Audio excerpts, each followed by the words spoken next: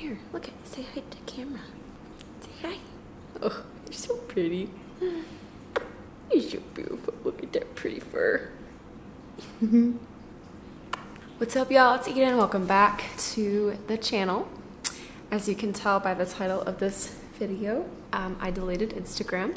2020 and the first half of 2021, as it was for everybody, was just kind of crazy, overwhelming, especially with the hot political environment, obviously Corona and all the goodies that came along with all that stuff. There's just been a lot of noise from other people, and I'm not excluding myself either. I definitely am a noisy person when it comes to morals and beliefs and all that good stuff. But all of that noise was starting to really break me down.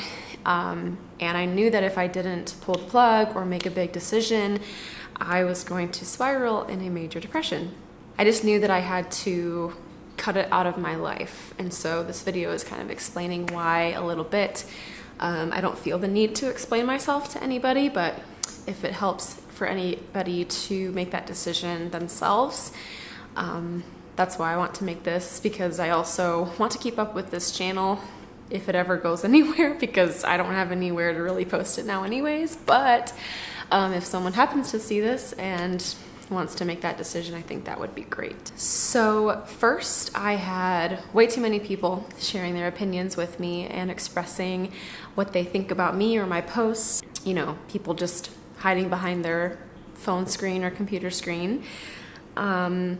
And I'm not just talking political things. I'm literally talking things about like my life, like just posting about my life, posting about, you know, me getting into the fitness stuff, you know, just me posting about, you know, advocating for thicker girls. And I mean, I was literally getting attacked for liking my body and posting that kind of stuff. And being a Christian in the fitness industry, and having, most importantly, having an online presence is very hard. It's hard to be modest because you're kind of, your body is kind of your selling point.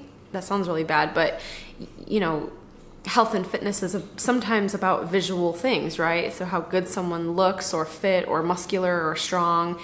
So sharing your body and your presence can sometimes help. You know, for me, I was trying to help women who grew up thicker. You know, I was advocating for thicker women. And so, you know, taking videos or pictures of myself working out in just a sports bra, you know, sticking up for, quote, thicker girls, you know, I would get comments and backlash and attacks about me posting that stuff. And to an extent, I understand. Like, I understand that modesty is an issue, and I never want to lead, you know, a brother astray or, you know, whatever, be a downfall or whatever, an obstacle for someone. So maybe I shouldn't, you know, have posted those things, but also maybe people should just mind their own bleeping business. Second, I rarely can keep my mouth shut when it comes to morals and values and beliefs. And obviously, like I said, this hot political environment this last year, you know, I'm sure that every person in my life, even if you just barely know me, you can guess who I voted for, what I believe in, if I own a gun or not. So as you can imagine and assume, all of the hate messages and emails and comments, things that I would receive, you know, because of, you know, my opinions and people blasting their opinions at me. And here's the thing. People are allowed to do that, and I'm fine with that. Like, people are allowed to have their opinion, but number one, unfollow me. Just, that's the thing that I do. If I don't like what someone posts, I just unfollow them. I don't blast them. So something you could do is just not say anything at all. Private message them, which would be more respectful, I think. And, you know, as an Enneagram 1, I have my own thoughts and I am my own worst critic already. I don't need you to tell me how crappy you think I am, right? Like, and I think that goes for a lot of people. A lot of people are their own worst critic, and they know they suck sometimes. I don't need other people to tell me that I suck. And so, while a lot of people, I think, can handle that pressure and opinions and attacks, I can't. Like, I just can't fathom having that for the rest of my life and having people like think that's okay all the time to just share their opinion that much, that often. And yeah, I just don't really need to know that you hate me that much. You know what I mean? And honestly, I love my life. I love my life. I love my house. I love my husband. I love our cars. I love my Jesus. I love our church. I love my friends, my true friends. I love where we live. I love myself. I love my personality. I love my talents, my abilities. I love my body. And you know what? I love my life way too much to give it away to people who are just going to shred it to pieces. I'm so sick of it. And it's not worth it. My joy is not worth their entertainment and pettiness anymore. It's just not. And I hope that if you feel like you did attack me, if you're someone who is watching this and you're like, I remember posting on her page, like, I don't want to be mean. You know, I'm not trying to be mean or whatever. And don't feel like you can't come talk to me or can't come, you know, share anything with me. I want that. Like, I want that human, real interaction. I just need to set boundaries. I need to set boundaries with me and people. I thought I wanted to be an influencer. I thought I wanted that. Turns out I can't handle it. And, you know, all of the fun prophecies that people have spoken over me about being famous and becoming, you know, this grand worship leader, whatever, like, that used to be my dream. And maybe God will do it. Maybe God will heal me from all of this pain and just this. And that will come to pass. But that's the other thing, is I had Instagram on a pedestal, and I had my hope in it and not in God, for my influence and my business, you know, because I am technically an online coach. Like, that's what I wanted to do with my fitness and nutrition coaching. But without Instagram, it's really hard to do that because the whole world is on Instagram. You know, I still have Facebook. It's not on my phone. I still have Facebook to, you know, share life stuff with people and business stuff. But Instagram is where I had, you know, the most interaction and followers and stuff like that. And so I'm really trusting God with my business, my income, my finances, me personally, not Tad, but just my, you know, the fitness stuff and influence, you know, like I wanted to be the next Callie Hollingenthal or whatever, you know, who has thousands of followers and is influencing people all around the world. And even just in my small sphere of influence, I can't handle the pressure. It's too much. I can't keep my mouth shut.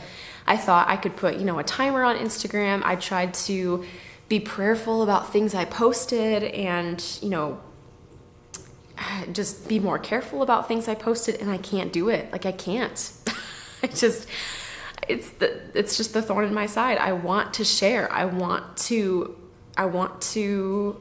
and maybe a part of my heart is to provoke. Like, I want to push people and challenge people, and it's just apparently it's not working. I mean, to some extent, people are not receiving it. And all of this is my fault too, and I think I've mentioned that. It leads me kind of to my last point, that I have an addiction to social media. I do. I am addicted to likes and the attention and the high you get when you post something new for, you know, the world to see. It's fun and it's very sad. And I hated living my life that way. And I knew it became an addiction when I couldn't live my life without constantly thinking of how I could post the next moment. Like, if I was at a party, I would try to snag, you know, a moment to make it look like I was important, or I was somewhere, you know, being busy and being important.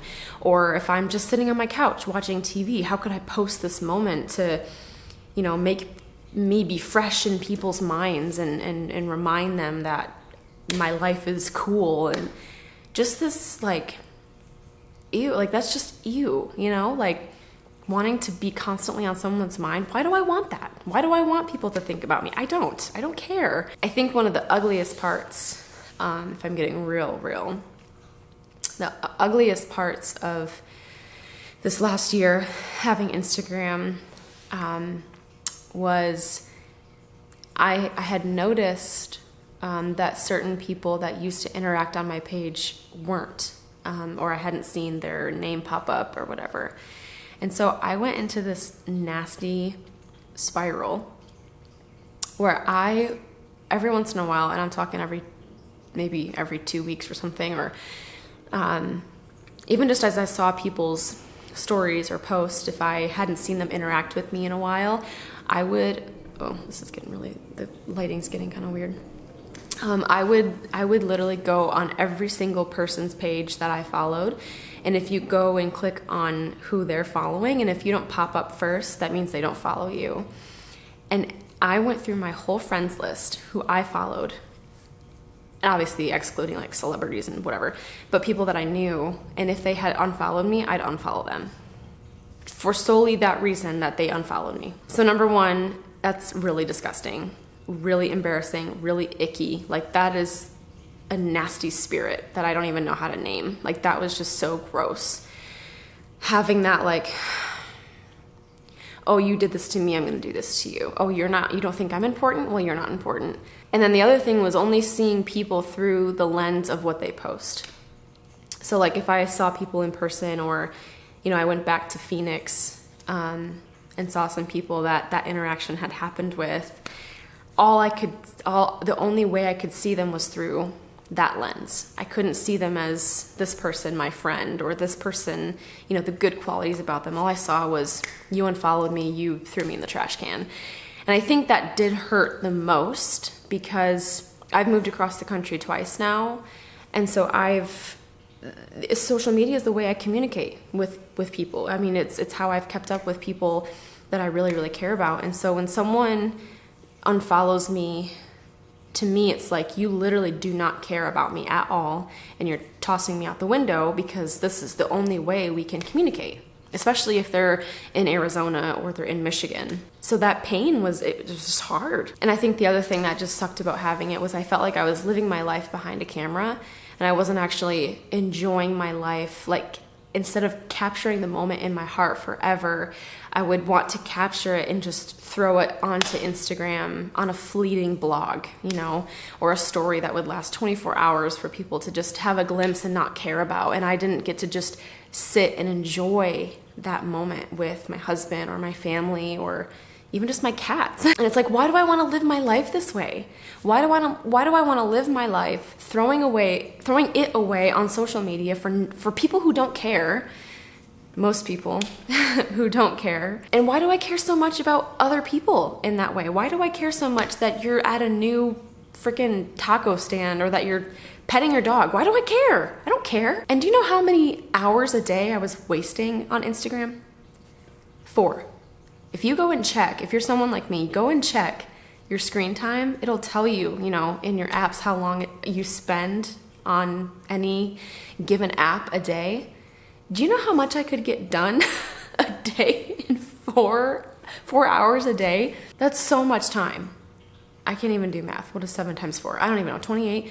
That's a lot of time. 28 hours a week, multiply that by whatever. So between other people, my own addiction, wasting time, not living my life to the fullest, I knew that I had to make a decision to cut it off, give it up, and not participate in that life. And I'm not trying to advocate, that everyone needs to go delete their Instagram. That is not what I'm trying to say. If any of this tugs at your heart and you feel like, oh my gosh, I have felt that way, like, try it.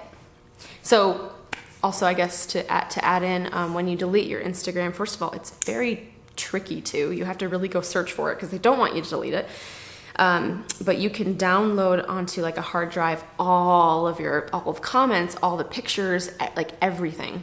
So I downloaded all of my Instagram onto a hard drive just to keep the photos. And then you have a whole month to decide if you want to reactivate your Instagram. So I deleted it on June 30th, so a few days ago, and I have until July 30th to reactivate that whole account, or else I'd have to make a whole new one. And if you have questions about how to delete it, you can let me know. or text me. Yeah, again, I'm not being an activist for deleting social media, but we're thinking about our future and our children and things that we want to do and how we want to raise our kids. And I don't want my kids to live like this. I don't want them to live with their nose in their phones. I don't want them to ruin friendships the way that I have. I don't want them to throw their life onto a fleeting blog on a screen. I want them to live life. And I think that this for me has been reigniting a redemptive season to remind me that I am better than throwing my life onto the internet. I'm better than wanting attention. And I think the biggest thing that I've learned about myself is I have a spirit of importance. And since moving to Nashville, I have given up. I've tried and laid down so much pride. I have so much pride. When I moved from a bigger church and now we're at a smaller church, at first I felt like I was giving up a dream. And now I realize that a small church where people actually care about you is everything. That my presence and my importance and my status and my title, my followers it is so unimportant in light of your relationship with Jesus. And it's so unimportant to the connections that you have with real good people. And the connections that I've lost or people who have unfollowed me, I'm not saying those aren't real. They are, and it's unfortunate the circumstances that have led us to a potential, burnt bridge, or I don't know. But nothing compares to just a simple, good life, not on the internet. And I'm so blessed that the Lord has me in this season, just purifying my heart. I feel like I'm in a season of stripping and renewing and pruning, and I feel like this is it. Like this was just a weight off my shoulders. So yeah, I just wanted to share that on my channel, and I want to stick to the channel. I want to still post on here because I feel like a video is different. It takes more time to post a video, so I can really think about things I say and chop things out, or really it's slower than Instagram. You know what I mean? It's not as often. I can't just post on YouTube like I can on Instagram. So I still want to keep up with it and share because I enjoy videoing and editing and whatever. But I pray that if you have experienced the things that I've felt, I pray courage over you, that you have the courage to delete Instagram if you feel like it's been a toxic environment for you, if it's dug its daggers into your heart, if it's ruined relationships, if it's brought impurity in your life, if it's been toxic to your mental health, like if it has hurt you in any way, that you would have the strength to either put restrictions around it or that you would make the decision to pull the plug like I did. And spend more time being creative, spend more time with family, spend time actually looking your spouse's, actually looking into your spouse's eyes and your family's eyes and connecting with people. And I feel like I've lost actual people skills because of it. I feel like because I see people's social life on social media, I don't feel the pull to call them or text them because I know what's going on in their life. And so just having that, and I think that's something that 2020 taught us, is you can't beat face-to-face interaction. You cannot beat real flesh community. There's nothing like it. There's nothing like people coming together and actually having conversation, having real eye-to-eye, interaction. So I am blabbing, and I'm going to wrap this video up. So thank you for listening. If you've listened this whole, whatever this is going to be, 16, 17, 18 minutes long. Yeah. Thanks for watching. We'll see you next time.